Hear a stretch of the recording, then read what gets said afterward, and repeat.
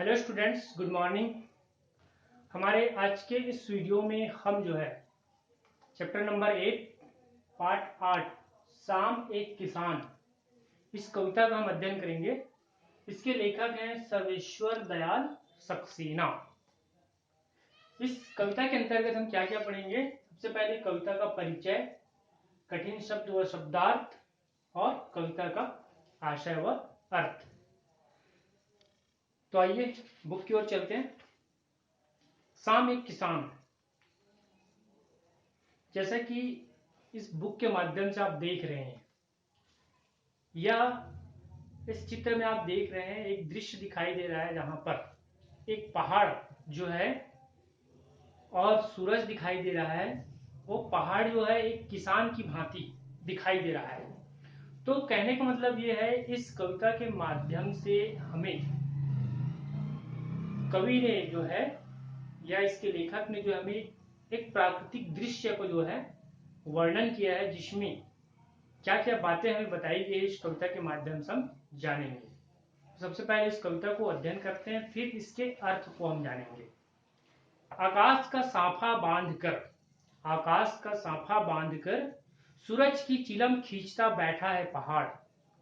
आकाश का साफा बांधकर सूरज की चिलम खींचता बैठा है पहाड़। घुटनों पर पड़ी है नदी चादर सी, घुटनों पर पड़ी है नदी चादर सी, पास ही दहक रही है पलाश के जंगल की अंगीठी। अंधकार दूर पूर्व में सिमटा बैठा है भेड़ों के गल्ले सा। अंधकार दूर पूर्व में सिमटा बैठा है भेड़ों के गल्ले सा। अचानक बोला मोर जैसे किसी ने आवाज दी, अचानक बोला मोर जैसे किसी ने आवाज दी। सुनते हो चिलम औंधी धुआं उठा, सूरज डूबा अंधेरा छा गया। अचानक बोला मोर जैसे किसी ने आवाज दी, सुनते हो चिलम औंधी धुआं उठा, सूरज डूबा अंधेरा छा गया। तो इस तरह से इस कविता के माध्यम से हमें कवि ने क्या संदेश दिया है, ये आपके बुक के पीछे इस कविता का जो है अर्थ दिया हुआ है, इसी को मैं आपको समझाता हूं। ठीक है। कवि ने किसान के रूप में जाड़े के शाम के प्राकृतिक दृश्य का चित्रण किया है। कवि ने जो है इस कविता के माध्यम से किसान के रूप में जाड़े की शाम, मतलब ठंड के समय में जब शाम होता है, शाम होती है, तो उस समय का जो प्राकृतिक दृश्य रहता है, उस दृश्य का वर्णन जो है इस कविता के माध्यम से कवि ने किया है। इस प्राकृतिक दृश्य में पहाड़ मतलब पर्वत, पहाड़ बैठे हुए किसान की तरह दिख रहा है।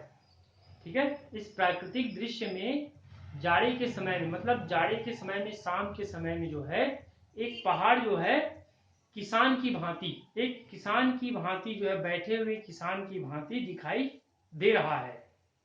आकाश उसके सिर पर बंधे साफे के समान, पूरा आकाश जो है उसके सिर पर बंधे साफे मतलब होता है सिर पर बांधने वाला एक कपड़ा।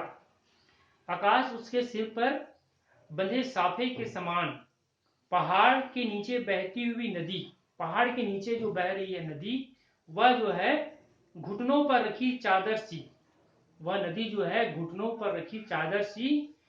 पलाश के पेड़ों पर खिले लाल लाल फूल, पलाश के पेड़ों पर खिले लाल लाल फूल जलती हुई अंगीठी के समान। ठीक है। पलाश का फूल कैसे दिखाई दे रहा है? जलती हुई अंगीठी के समान। अब अंगीठी क्या होता है? अंगीठी का मतलब होता है जो बड़ी बड़ी जो मोटी मोटी जो लकड़ी जो होती है, उसको कई क्षेत्रों में जो है एक साथ जला दिया जाता है, तो उससे जो आग जो निकलती है, ज्वाला जो निकलती है, वह जो है एक पलाश की फूल की भांति दिखाई दे रहा है, ऐसा लग रहा है। ठीक है।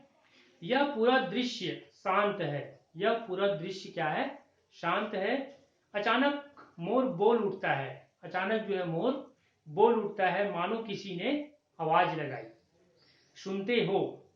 इसके बाद यह दृश्य घटना में बदल जाता है, इसके बाद यह दृश्य क्या हो जाता है? घटना में बदल जाता है। चिलम उलट जाती है, चिलम उलट जाती है। चिलम मतलब होता है पुराने समय के लोग जो है एक तंबाकू को जो है एक पाइप नुमा पात्र से जो है खींचते थे, पीने का काम करते थे, वह होती है चिलम। चिलम उलट जाती है, आग बुझ जाती है, धुआं उठने लगता है, सूरज डूब जाता है, शाम ढल जाती है और रात का अंधेरा छा जाता है। इस तरह से इस कविता का ये अर्थ है, जिसमें कवि ने जो है किसान के रूप में जाड़े के शाम के प्राकृतिक दृश्य का वर्णन किया है। तो इसको आप अपनी कॉपी में नोट करेंगे, इसके अर्थ को, कविता के अर्थ को, और साथ ही इस कविता का जो प्रश्न अभ्यास है उसको भी एक साथ कंप्लीट करेंगे, क्योंकि इसमें ज्यादा प्रश्न है नहीं, 3-4 प्रश्न ही हैं।